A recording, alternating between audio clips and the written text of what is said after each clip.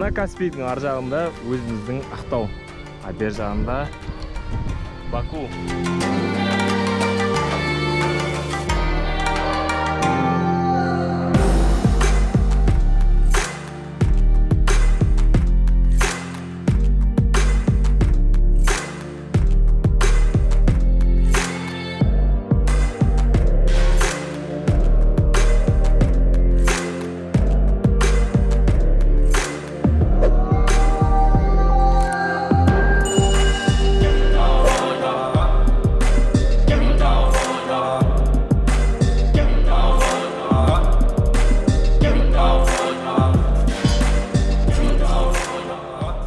Ал енді бәрін рет-ретімен қалай келдім, қаншаға билет алдым, не көруге болады, барлық сұрақтарыңызға осы видеодан жауап таба аласыздар.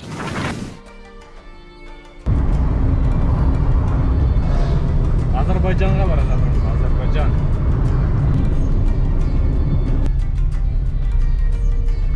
Орал қаласындағы аэропортқа келдім. Машинаны осы жерге тастаймын да. Осы парковкаға тастап, ары қарай Ақтауға ұшатын боламын. Регистрация барлығын өтіп тастадым. Енді алаусы Бакуға жол беремін. Қазір аз ғана уақыттан кейін осы Ақтау қаласының аэропортынан Баку қаласының аэропортына дейін ұшатын боламыз алаусы. Регистрация өте оп-оңай. Azerbaijan Airlines деген сайтқа кіріп, 5-10 минуттың ішінде регистрация өтсе болады. Регистрация 48 сағат бұрын ашылады. Одан бұрын сіз регистрация өте алмайсыз. Яғни 2 күн бұрын ұшуыңызға 2 күн қалғанда кіріп сол сайтқа регистрация жасап тастайсыз. Содан соң әуежайдағы қызметкерлерге жақындайсыз, олар сізге талон шығарып береді. Осылай билетіңізді аласыз. Өте оп-оңай. Ал енді мені Азербайжан елі қалай қарсылайды, қалай болады, оның барлығын Бакуға барған соң көрсетемін.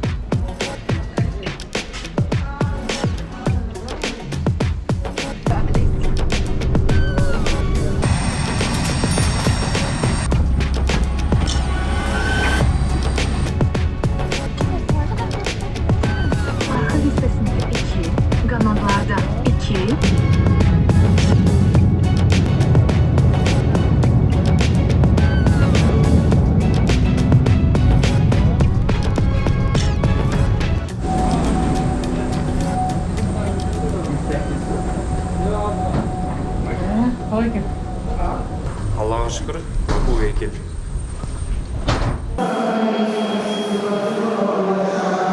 Аэропорттарда обменникпен ақша айырбастап керек емес. Мен жаңа ақша айырбастадым обменниктен аэропорттың.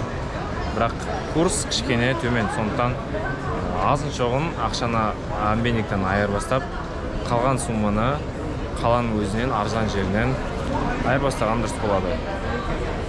Мен осы жаңа $21 34,80 азербайжандық манатқа айырбастадым. Манаттар мынандай болады. Бір манаттары 20 және 10 және тиын бар.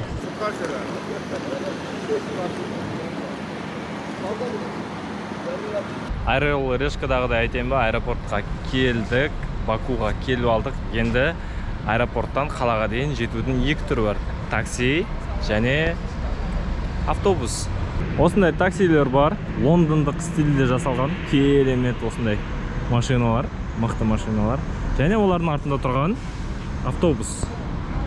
Оған автобусқа билет алу үшін дәл аэропорттың жанындағы мына терминалынан автобуспен жүретін, метромен жүретін осының карточканы қазір сатып алып көреміз.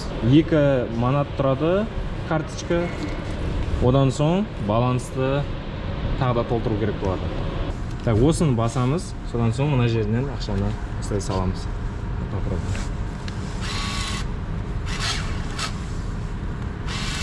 Дәм қиындығы жоқ. Біздің Каспий банкоматы сияқты примерно осылай сала береміз.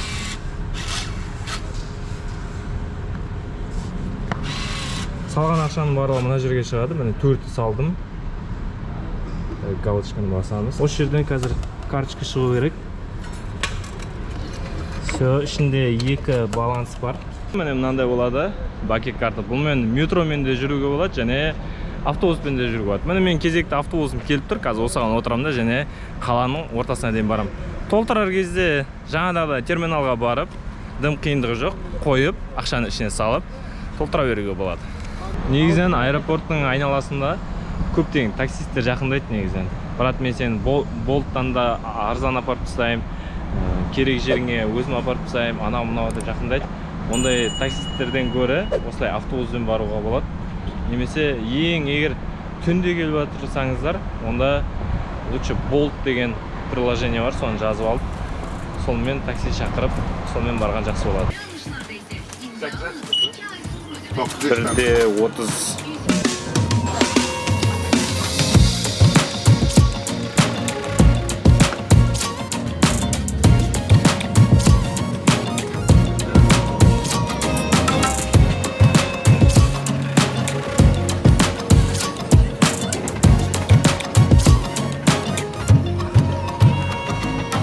H1 деген автобустан түстім. Аэропорттан дәл осы бұрышқа дейін, осы жерге дейін келеді. Өте ыңғайлы, өте жақсы, тек ұзақ жүретін болмаса, пробка деген мына жақта өте страшный екен. 8-де шығып, 9-да келдім осы жерге дейін. 1 сағат уақыт кетті. Бірақ құны өте арзан таксилерге қарағанда. Сондықтан егер сіздің уақытыңыз көп болса және аз ақшамен қаланың қақ ортасына жетіп адам десеңіздер, H1 автобусына отырсаңыз болады.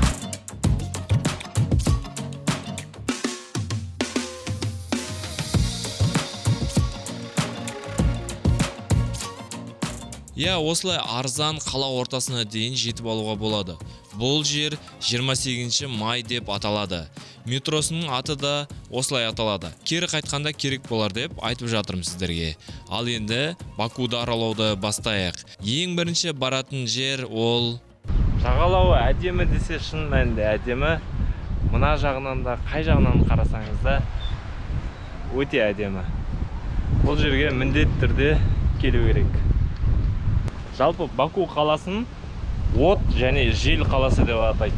Жел қаласы екені осы желдің өзінен білініп тұр, ал неге от қаласы екенін алдағы уақытта айтатын боламын. Осы башня түнде от сияқты жалындап тұрады және Азербайжанның туы шығады. Мына жалау көрініп тұр ма сіздерге? Азербайжанның үлкен жалауы. Осындай үлкен жалау осы мұнараның үстінде болған екен кезінде. Сосын ол жалаудың салмағы өте үлкен және желмен қатты қозғалатын болғандықтан ана мұнара осылай құлап үйлерге тию мүмкін, астынан жүріп батырған адамдарға тию мүмкін деген мақсатта жалауды алып тастаған екен. Содан соң кішігірім жалауды осы жерге орнатқан екен. Басында тұрған осы жердегі жалау СНГ бойынша ең биік және ең үлкен жалау болған екен. Ал қазіргі уақытта ең үлкен және ең биік ол Душанбедегі Тәжікстанның жалауы. Бұйырса ол жалауды да Алла қаласа көрерміз. Мына жақ шетінен бастап арғы жақ шетіне дейін 30 км шамасы, 40 км шамасы дейді. Соның өзінде де қаншама жер, қаншама жұмыс, және мынандай қараңыз, кактустарды да әкеліп отырғызып қойған. Әлемнің түкпір-түкпірінен әкеліп отырғызып қойған. Және қаншама ақша. Бір жағынан дұрыс жағына жұмсалып жатыр. Бір жағынан қаншама еңбек.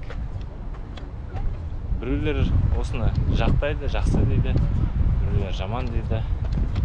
Енді елдің астанасы болған соң осындай жағалау болу керек деп ойлаймын. Сіздер қалай ойлайсыздар? Егер өздеріңіздің ойларыңыз, пікірлеріңіз болса, осы видеоның астына жазып кетсеңіздер болады. Мен оқып, сіздермен комментарияда сөйлесуге дайынмын. Міне біреуі, міне екінші үлкен. Бұның барлығы неге ұқсайды білесіздер ме? Бұның барлығы Австралияның астанасы Сиднейдің жағалауында орналасқан көптеген ғимараттар бар ғой осындай. соған ұқсайды. Жалпы Бакуды айтады.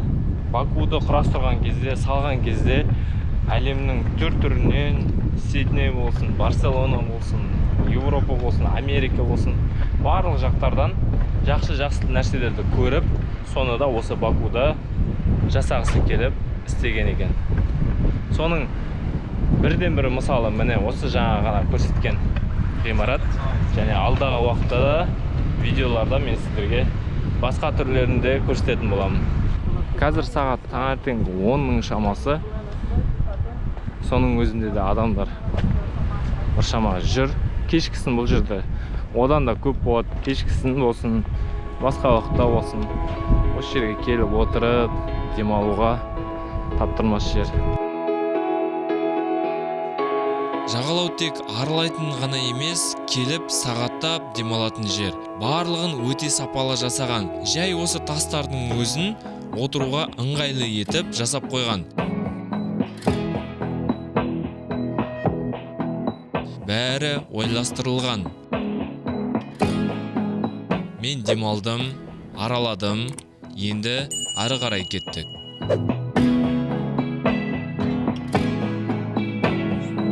Баку қаласының қақ ортасында ескі Баку қаласы орналасқан. Ескі шаһар. Ішінде шарваншақ, бриллиантовая рука киносы түсірілген жер, кішкентай кітаптар мұражайы және тағы да басқалары бар. Бұл менің артымда тұрған ескі шаһарға кіретін есік.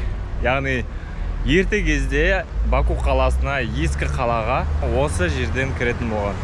Ал бұл қазір қаланың қақ ортасы. Ескі қала осы жерден басталады. Ескі қала деп аты айтылғанмен, ішінде ескі ондай ештеңе жоқ, барлығы жап-жаңа және әп-әдемі. Ескі шаһардың іші осындай, турлар өте көп. Қай елге барсаң да осылай турларды саған әкеліп бірінен соң бірі бере береді. Қызы бар, еркегі бар. Әрбір осындай туристер көп жүретін жерде кімдер жүреді? Осындай турлар бар. Әртүрлі аудандардан бастап Шеки деген жаққа дейін баруға болады. Тауларға да баруға болады. Саналары 79, 114, 59, 59. Таңертең 9-дан кетесінде кешкі 9-ға дейін. Бір күннің ішінде осылай аралап тастауға болады. Ал егер осының барлығын алсаңыз, мына жағында тегін 19 жаста болса да жұмыс жасап жүрді.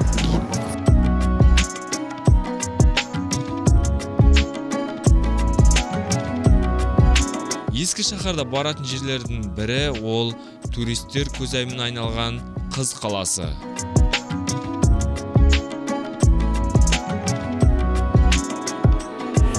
Азербайжан азаматтарына 4 манат.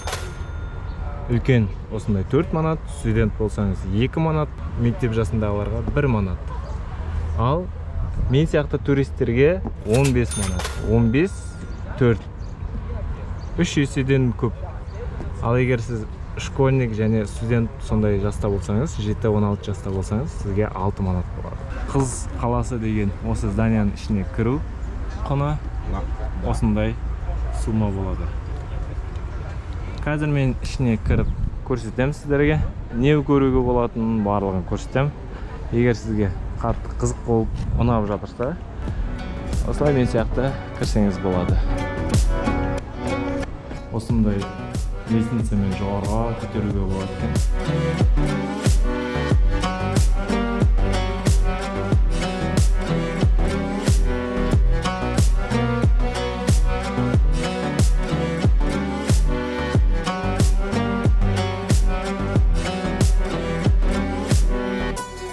Жалпы барлығы 8 этаж екен.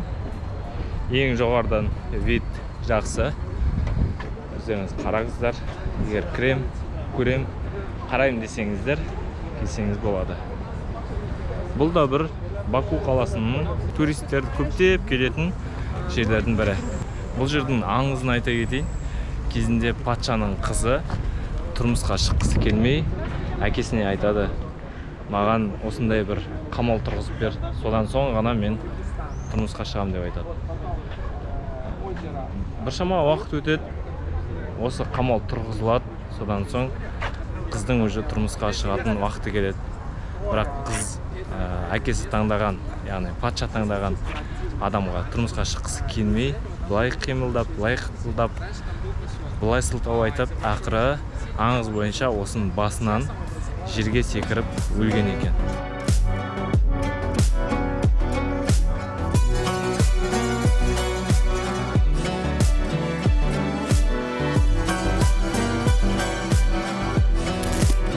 Тбилисиде болғанда осындай банялар болған болатын. Бакуда да осындай банный комплекстің қалдықтары қалған екен. Кейбіреулері әлі күнге дейін баня болып жұмыс жасайды. Бұл банялар туралы шағын бір аңыз ба, әңгіме ме, соны айта кетейін. Білесіздер, Әзербайжан елі ол ислам ұстанатын ел, барлығы жабық. Сондықтан өздерінің болашақ келіндерін қарау үшін, енелер, яғни болашақ келіндерін қарау үшін осы баняға келіп, общий баняда. Қайсы сенің қызың қайсы жүр, баняға барайық деп, қызымен бірге, болашақ құдағайымен бірге осылай баняларға барып, сол жерде өзінің, былайша айтқанда, келіннің басынан аяғына дейін қарайды екен. Содан соң үйіне барып, ұлына әдемілігін айтып деген сияқты сондай әңгімелер бар екен. Егер сіздерге осындай әңгімелер ұнаса, лайк басып каналға тіркеле кетіңіздер.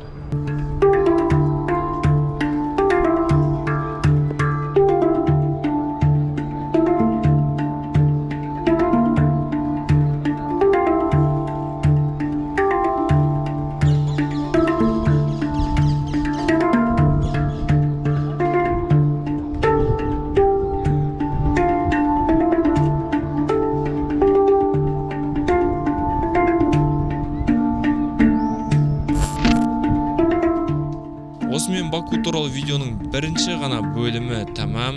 Алда әлі талай қызық бар. Бәрі сіздер үшін, достар. Каналға тіркеліп, тегін лүпілдеріңізді басуды ұмытпаңыздар.